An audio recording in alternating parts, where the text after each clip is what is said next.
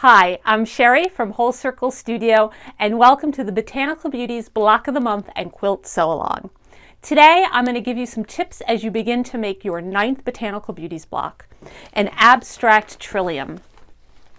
In addition to this video, please be sure to refer to the tips included in the pattern, as well as the links below to additional video tutorials.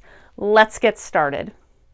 Your block 9 should come together a bit quicker than last month's block, as there are less paper pieces required. I have just a few things that I wanted to point out for this block.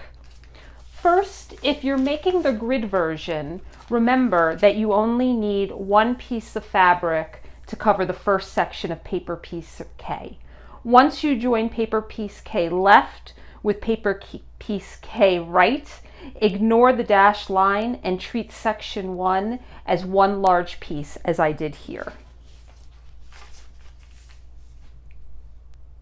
For both the grid and the wreath versions of the blocks, you'll notice in addition to small dots on some of your paper pieces, there are also triangles. I wanted it to be very clear which seams align, so that's the reason for the secondary shapes.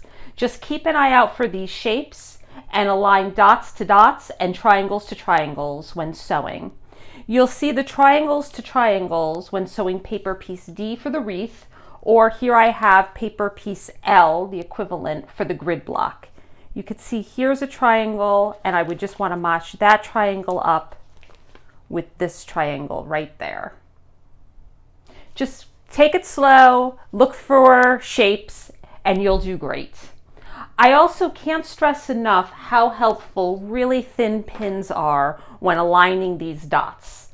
I find the thinner the pin, the more accurate I am when aligning seams.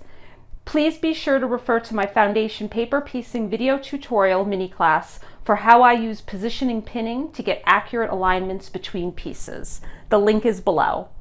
I also really love these Iris Superfit fine pins. I find that they're the best to work with, and I'll include a link to that below as well.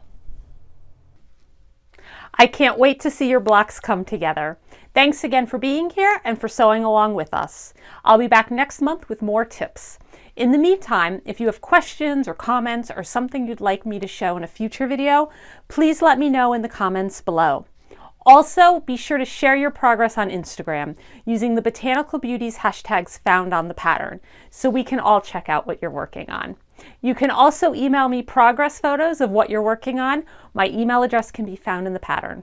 See you next month, and happy sewing!